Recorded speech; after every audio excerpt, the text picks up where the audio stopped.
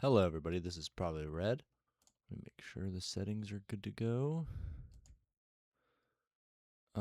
Just double checking, sorry.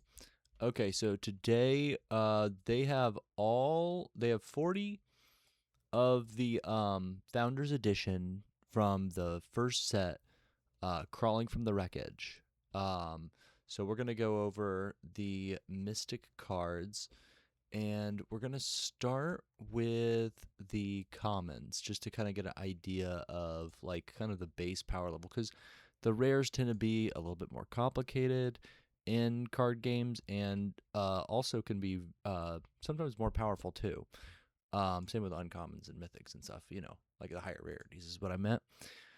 Okay, so we're going to start with F with me ammo. This is a Mystic boss, and I'm not going to go full screen for this. I got it zoomed in pretty good, I think, but hopefully it's visible to you. Okay, so let's see. Let's start this thing.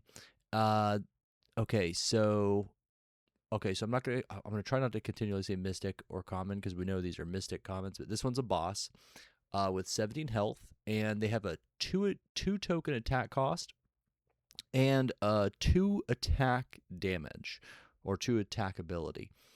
So F with me ammo has agility as long as you have a rat on your team, and then you can pay 2 tokens and tap to create a Mystic Fighter rat token named Head Rat with 2 health, 0 attack cost, and 1 attack. Okay, so a couple quick notes. We just went over the rules in my last video, so I recommend checking that out.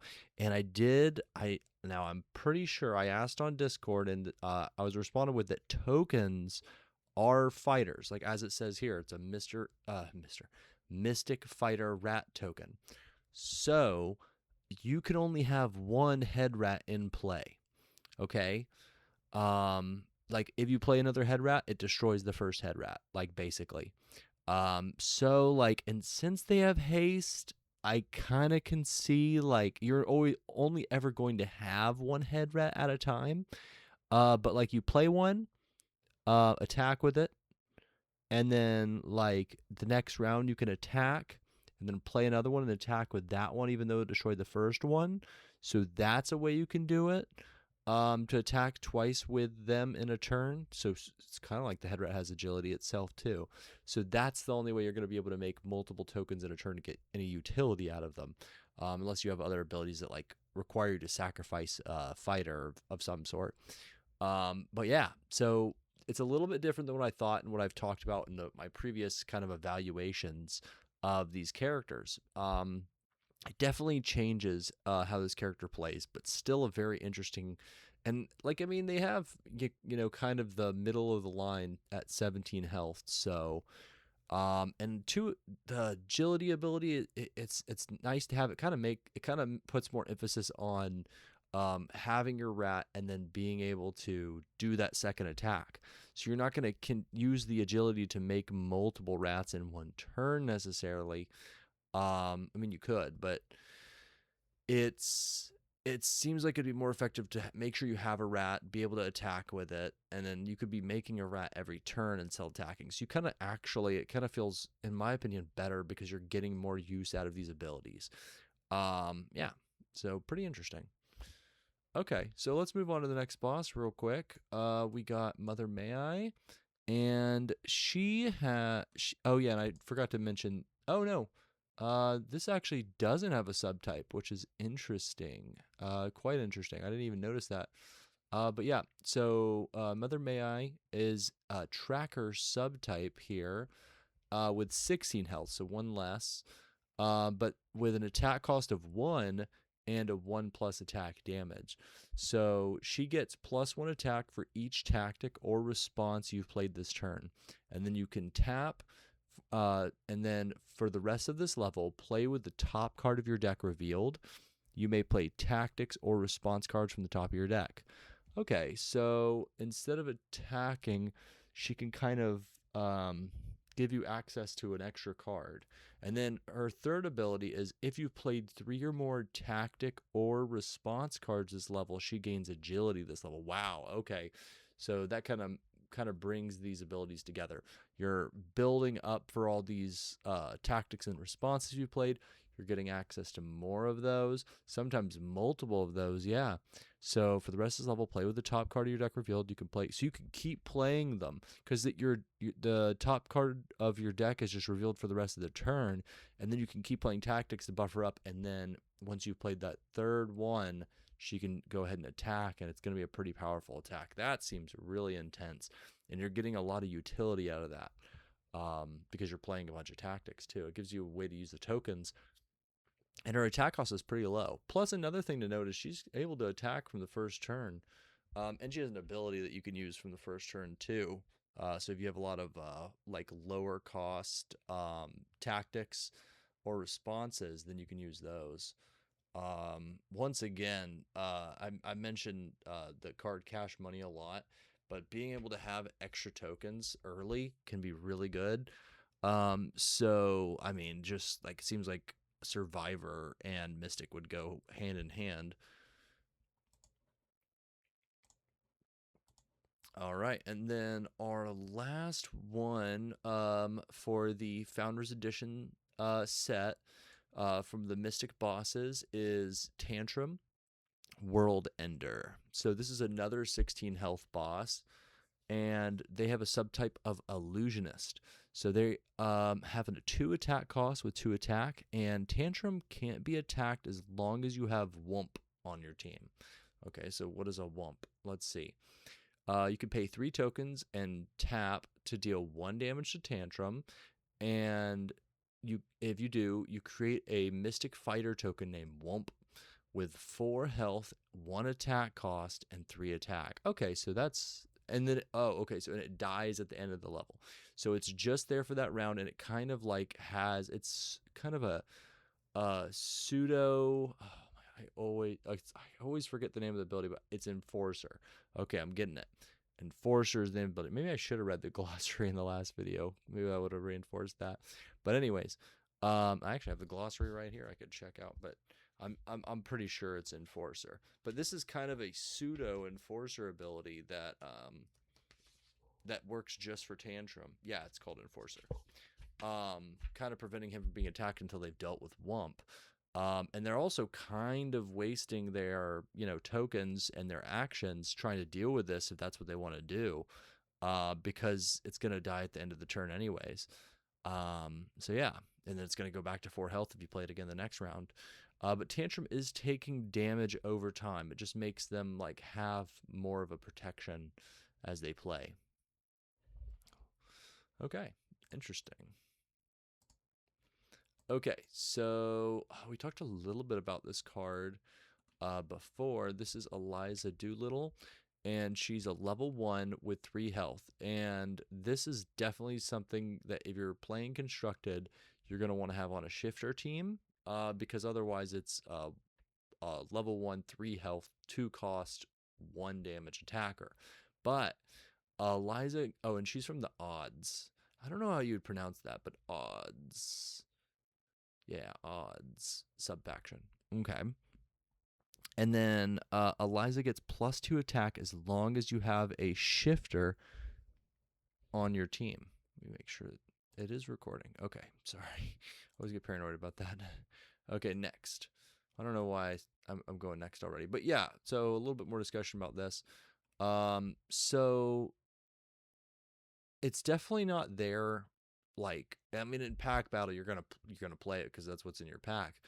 But level 1, if you don't have any shifters at all, this is gonna be good if you're like going heavy shifter, maybe utilizing some of the weapons or utility units from the utility fighters from the Mystic faction and some of their tactics or responses. But like most of your actual fighters are from the shifter faction, or at least a heavy amount, so that this can come out early. And then I mean, it's not going to be attacking on level 1 anyways. It'll be attacking on level 2. So hopefully you have a good amount of level 2 shifters. Yeah. So then 2 attack costs on level 1 with 3 health and 3 attack. Now that's a lot more reasonable. I can see that being definitely playable. And of course, we'll have to see how it plays out. The robots. That's the shirt. Okay. I don't know. That's interesting. Maybe like a reference to the Synths. Okay. Let's see. Oh, I really like this card. Okay, the Shadowcaster. Okay, so this is a level 1 with 3 health, and they are an artist subtype. Their attack is 1 token cost for 1 damage, and they have Enforcer. So, not a super high health Enforcer, but for level 1, 3 health Enforcer, that's already great. And then you can pay a token. You don't even have to exhaust Shadowcast. You just pay 1 token. And if he isn't Phantasmal, put a +1 attack counter on him, and he becomes Phantasmal. Okay, so 1 attack cost for 2. Excellent. You do have to invest a little bit more tokens like early on, but once you've done it, it's done. And that Enforcer ability, it's kind of like for having like a level 1 early fighter anyways, it's very like it definitely puts a target on him literally because they have to attack it. But I mean, it can kind of like slow down your opponent until you're able to get Wump out if you're playing Tantrum World Ender. And also kind of like when you're getting your other plans on board, it helps you do that. So now let's see. But yeah, I really like this card. I think it's very strong. Good level 1. And then that is our level 1s. That's all of them for the commons. So those are our 2, and they seem like I mean, Shadowcaster seems more of just like all around just a good include. And Eliza Doolittle is better for a shifter mystic faction. So yeah, but both really strong. I mean, definitely good for level 1s. 3 health. Okay. So this is also a 3 health unit, but now we're on to level 2. This is Detta Quickener. Okay, and she is another odds faction. And so said 3 health. She's got 1 attack cost and 1 attack. And this is another Phantasmal unit. So it has same ability. You could pay 1 token, and if she isn't Phantasmal, put a +1 attack counter on her, and she becomes Phantasmal. And then she's got that. I already said 1 attack cost for 1 attack. Yes. Okay, and then when she becomes Phantasmal, this is her first ability. I just was going ahead and reading Phantasmal real quick. Target fighter on your team heals 2 health. So that can really, like, you can see what your opponent can do on board. You might not know, like, what tactics they have, but you can kind of, like, stop them from taking out a unit you need. And she can also heal herself if that's your only unit. And you need her to, like, stay on the board to continue to make attacks, especially if you're gonna you just invested that token for Phantasmal. You could basically, no matter what, send her back to full health. Yeah, so excellent. Also really like the card design. Kind of reminds me of like the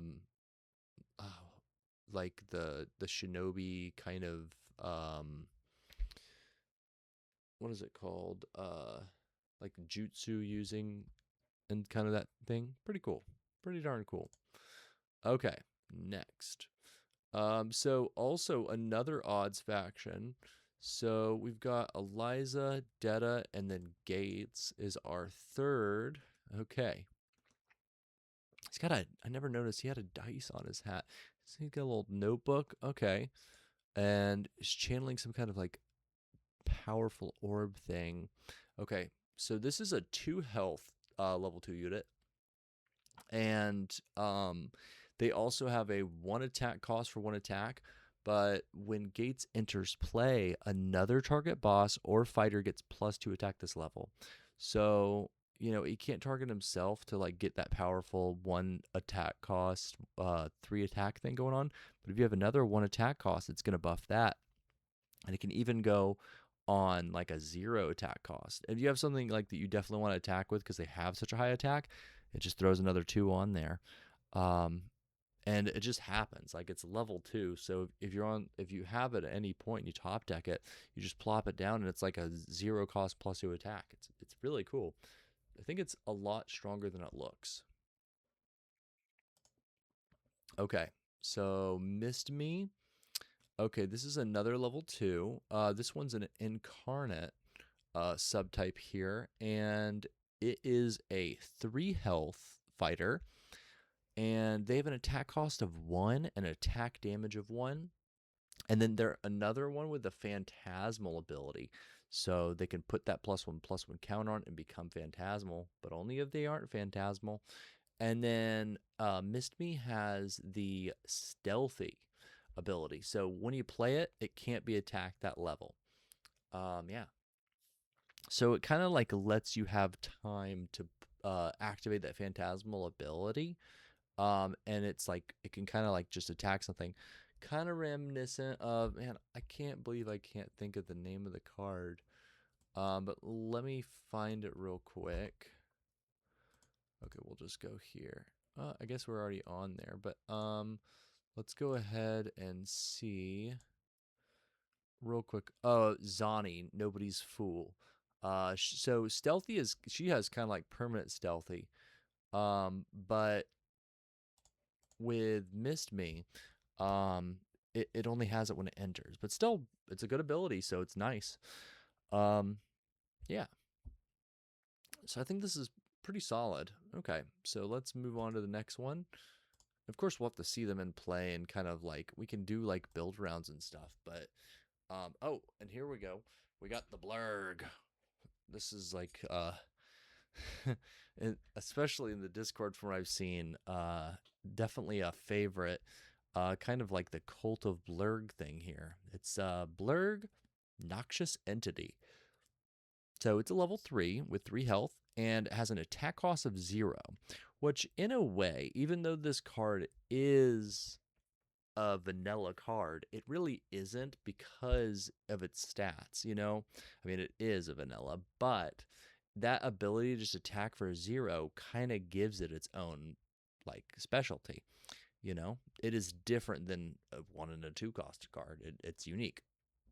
It's kind of low on health for a level 3, it feels like, but since it's like basically free to attack every single turn, like you're getting a lot more value, especially if you just plop Blurg down and then, you know, your turn comes around, you attack, they still haven't dealt with it because they're not prioritizing it. You have other threats that they're attacking, and Blurg just keeps getting in damage. That could be really nice. And it could have been 1 damage, like the names. I gotta get used to the names. Like Skell. Yeah, Skell is a lower level, but he deals less damage for that 0 cost. So it is important that like you can't just brush over the vanillas in this game, I feel like, because some of them have some pretty interesting and like hidden utility just based on their attack cost. And in some cases just having a really high attack. This has got a nice attack for a 0 cost. Okay. So, and oh, and let me read the flavor text real quick. Hot Mike says, some people can smell trouble when it enters the station. Everyone can smell when Blurg enters the station. Okay, so let's go to the next one.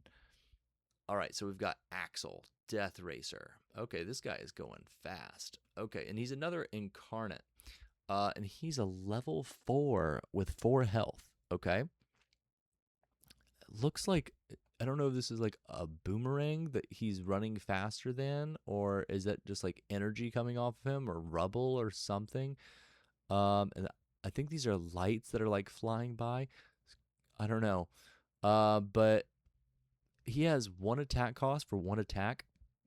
And as long as Axel is phantasmal, he has agility. And that's right, another phantasmal unit. I actually really like this phantasmal ability. One second.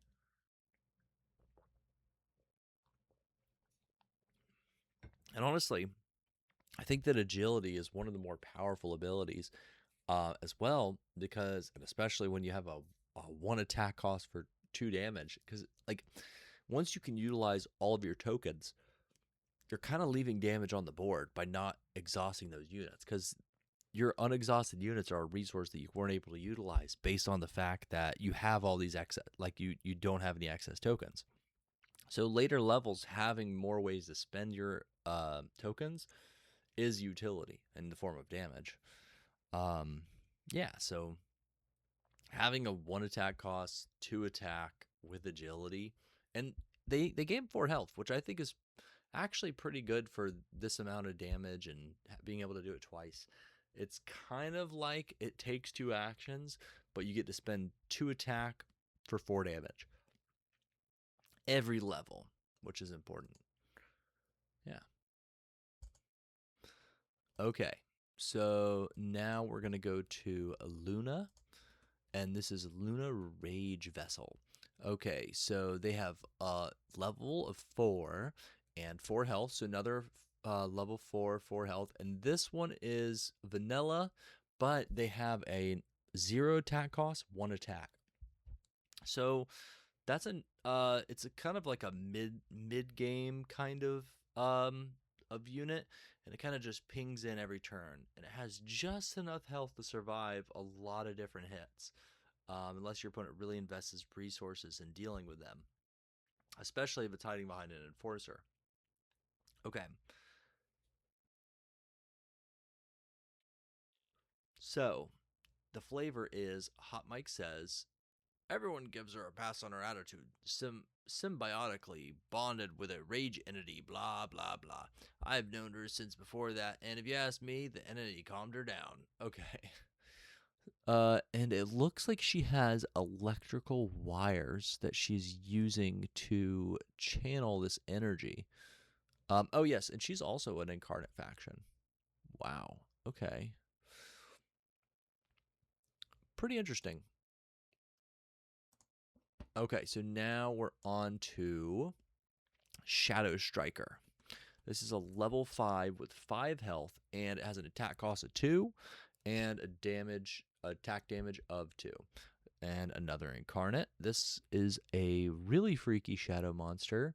I just really quick. I haven't been doing this because we've been looking at Founders Edition, but I just noticed that they have these. Okay, interesting. Yeah, this is my favorite of the 3 formats there. Okay. So what does Shadow Striker do?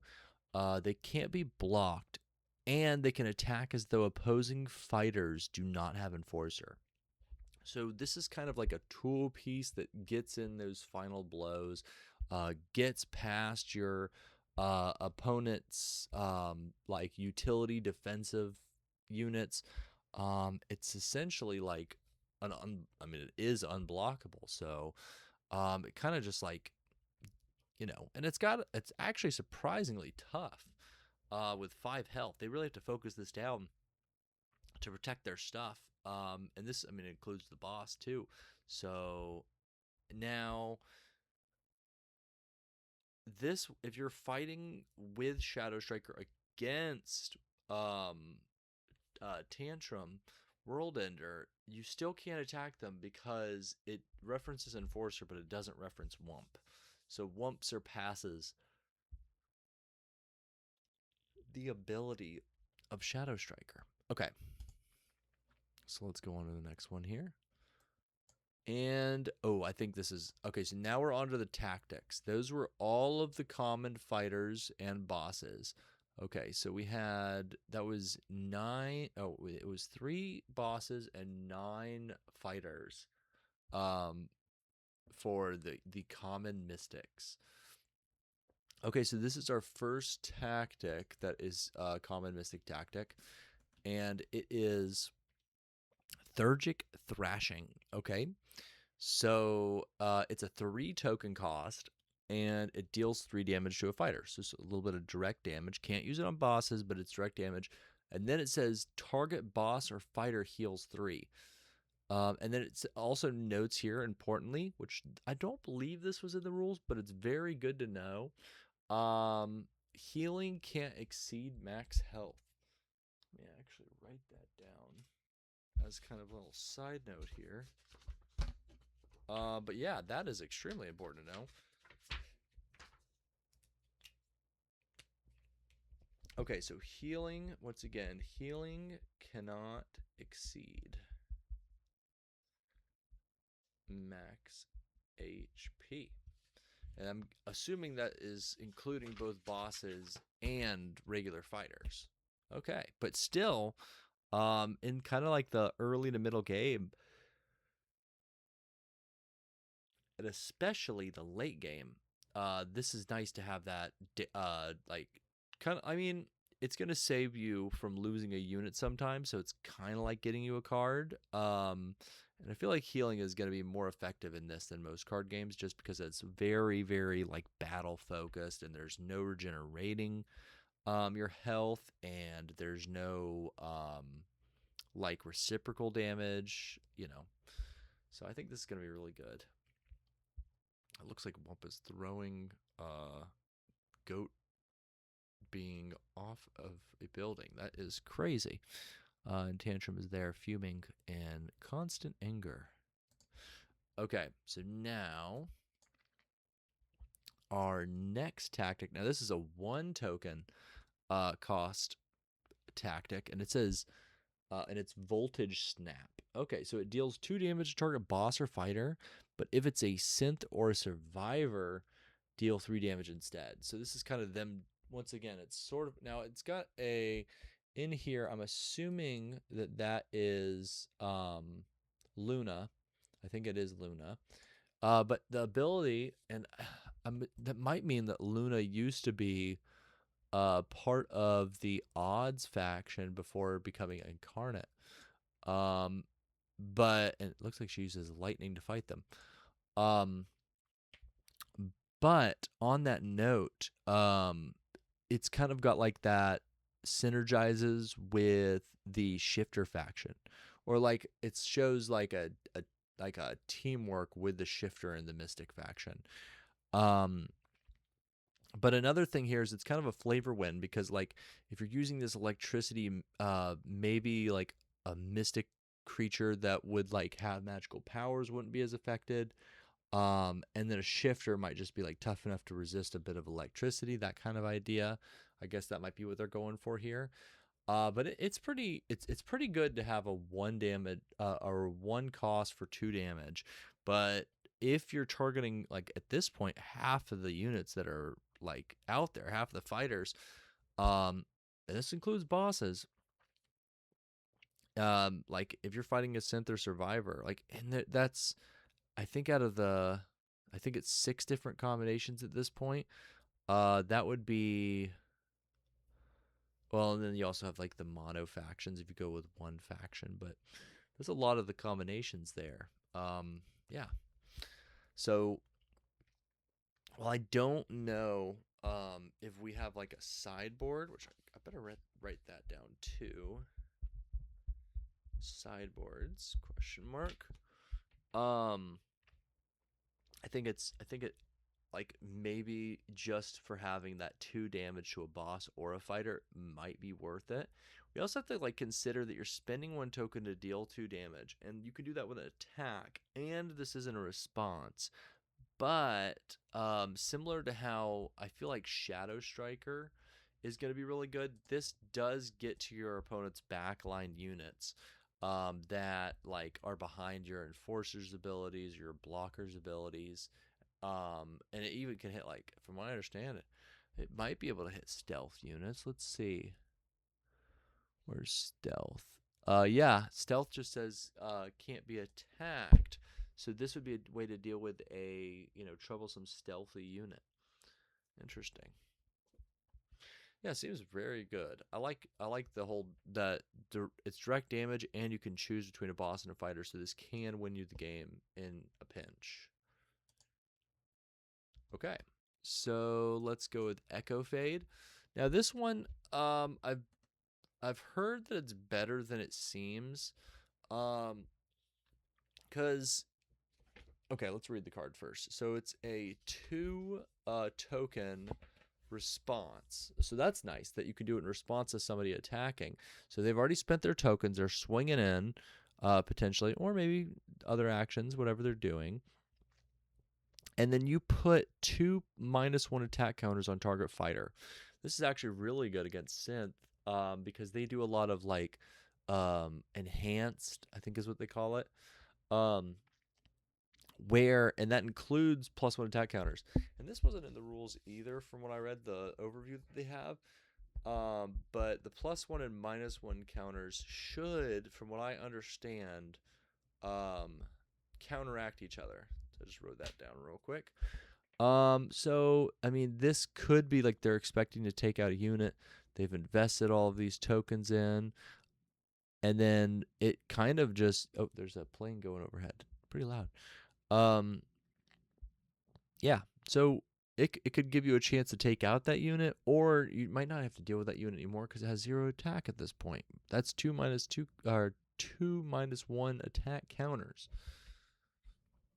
And it looks like see you later alligator or one of his friends is being, trapped, or one of his, another sewer gator being. Okay, and then this seems kind of more niche. It can be good in a pack when you have it, but maybe weapons get so out of hand that you just have to run this response. We've got Evan S. And it says at response speed, destroy up to 1 target weapon, and then draw a card. The draw card might be what saves this card. But like, so it's kind of a 2. It's kind of like a 2 for 1. Because you're getting that card back. And then if you can land any weapon, you're taking that utility and those stats from them. So, I mean, it might be okay to just have one of these if you have like the spaces in the deck. And especially if at this point they're not doing sideboarding. But it seems like a pretty good utility card just in case something wild is like played. Wait a minute. Yeah, I think there's another card kind of like this that I'm getting it mixed up with in my mind. Okay, so this is another response here. Looks like a mechanical arm is being covered in gloop from Blurg. Okay, so put target attacking fighter on top of its owner's deck. So it's kind of removal, and it also can make them draw that unit again, which if it's like a lower like power level, or they've built it up with a bunch of enhancements, then this card can really like be more effective. Seems like pretty decent removal to me. The fact that its response speed is really good too. It has to be an attacker, so there's a little bit of setup for this.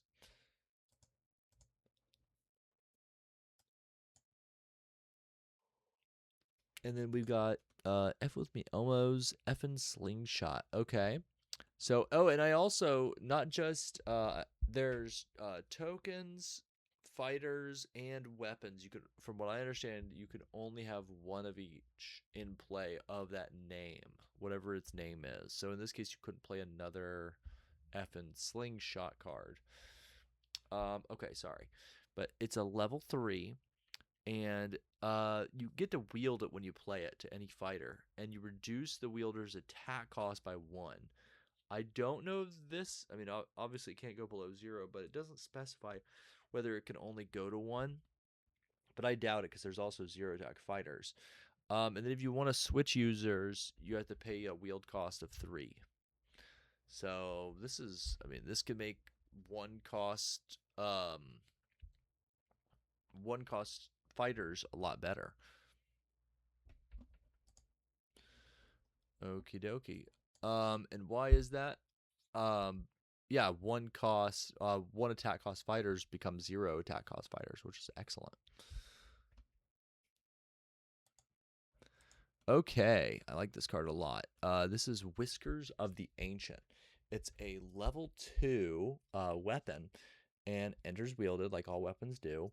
And when the wielder attacks, it becomes the faction of your choice for the rest of the level. Now, this is pretty interesting because you're only allowed to have 2 factions.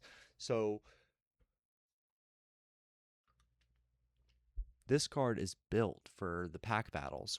But I mean, I could see there's a couple of cards from what I've seen that can change factions, and as a result, you can get up to 4 +4 pretty easily. And if that's good enough, then you can run this, And I think getting +4 to your attack, very reasonable. And if you happen to get like a couple of your factions, you can change which faction you name to get that bonus, you know. And I'm sure there's other synergy like we saw with the attack that deals more damage to certain factions. Being able to do that will be quite helpful. And then the wielder gets +1 attack for each faction among your boss and fighters on your team. When the wielder attacks against fight. Okay, the wielder gets +1. Okay. So it's always going to give at least +1, but if you have a wide board, this could be really nice. Okay. So that's all of our cards. Now we just have the tokens. Head rat is a 2 cost, 0 attack, 2 health, 0 attack cost, 1 health. And yeah. So having tokens that can just attack once it comes back to your turn will be really nice. It's kind of like he's half attacking. So I think it'll be good. And the last common right here is Wump, which is Tantrum's spectral friend here. And then we already read the attack cost and attack, but it's 1 attack cost for 3 damage, and then when it dies, it dies at the end of the level. All right. So that was a quick going over of all the different cards that are common, and then next time we'll go for the uncommons. Well, I hope you enjoyed today's video. I certainly did, and I'd appreciate it if you like and subscribe. Thank you.